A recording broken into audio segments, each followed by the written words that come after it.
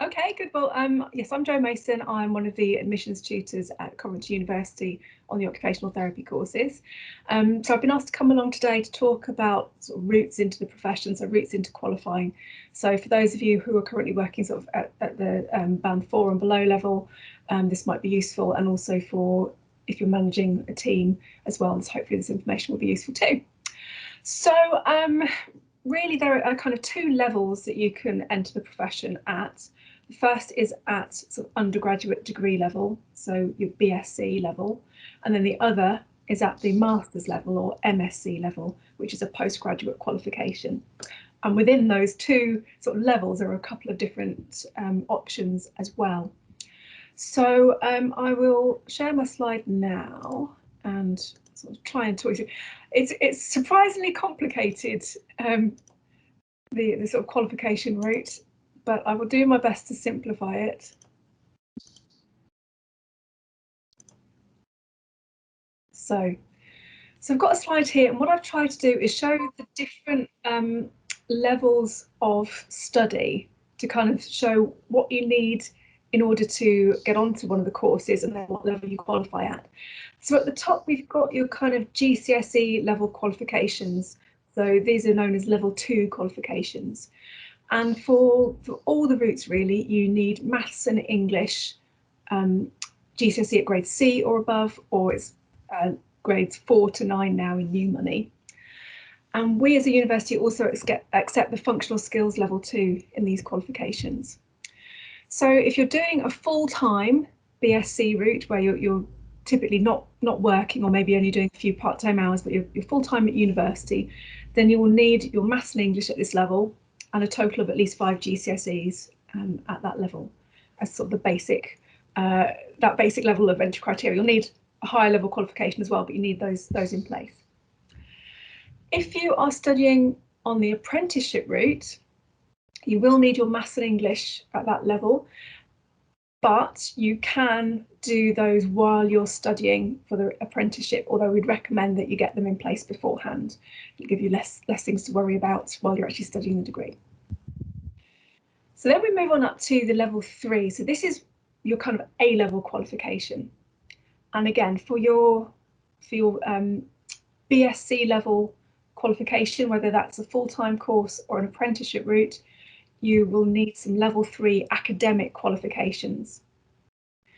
So if you're studying the full-time BSc in occupational therapy, you'll need some specific grades and specific qualifications. So you'll need kind of the BBC grades at A-level, distinction merit in BTEC Nationals, or 36 merits or distinctions in the Access to HE course. And those are all level 3 courses. So they're all at that same sort of level of academic achievement. They've all got an academic component, and those are what sort of gets you access to that BSc level study.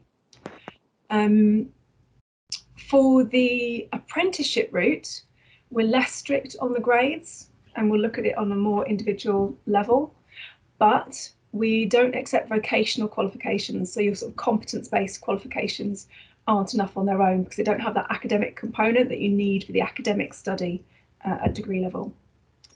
So once you've gone through your level 2s, you've gone through your level 3s, hopefully then you can get onto your undergraduate degree level course.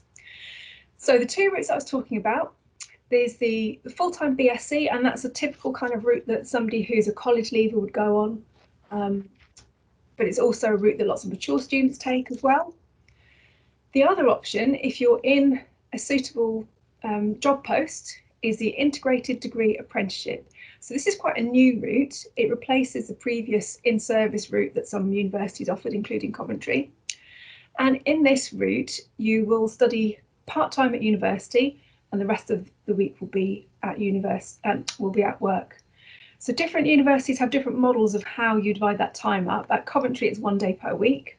Other universities do it in more sort of a block release programme. It's a pretty demanding route because obviously you've got all the demands of your your job as well as your study. And we do it so that it's on a Monday in the first year, Tuesday in the second year, and then it alternates 3rd and 4th years. You still do all the placements that you would do in a full-time route. So it's 1,000 hours of practice placements, and the first one of those is in your second year. So you study for the whole first year and then don't have your first placement until the second year. You will be you'll be sort of provided with a placement. We're looking at working with employers to try and get rotational, almost like rotational posts between different apprenticeship employers. If you work as part of a big trust with lots of different types of services, then it may be that your placements are within other parts of that trust, but it may be outside of that trust, because you have to have a mixture of placements across physical health, mental health or learning disabilities, and acute and community settings. So we have to get you that mix. It might be, so we have some apprentices who are working in a school, for example, and they wouldn't have access to those other types of settings within their employer. So we have to look elsewhere as well. So the other route is to study at master's level. And this is if you've got a previous degree in a relevant subject. So what might be relevant is fairly broad. Occupational therapy is fortunately a very sort of broad subject with lots of different things that are useful for studying occupational therapy, whether that's sort of the humanities or the sciences. So if you've got a recent previous degree in a relevant subject, then you can think about doing a pre-registration master's. These are typically 2 years full-time. Some universities offer them sort of over a longer period part-time. Ours has just started this year, so our students are in their second week and it's going really, really well. Great bunch of students. But we are also developing an apprenticeship master's level route. So this is very, very new. It's not approved yet. We're still very much in the development stage, but potentially that will start quite soon and would be suitable for applicants who've got a previous degree. For example, we get quite a lot of applicants for the BSc level apprenticeship who've got a previous degree in psychology or health and life sciences. So this would be a suitable route for them. I've put 4 years in there. I actually don't know how long the master's level one will be. Maybe it will be 3 years. As I said, in such early stages of development that we've got a lot of detail to fill in there, including the specifics of the entry criteria. So those basically are the different routes that you can take into occupational therapy.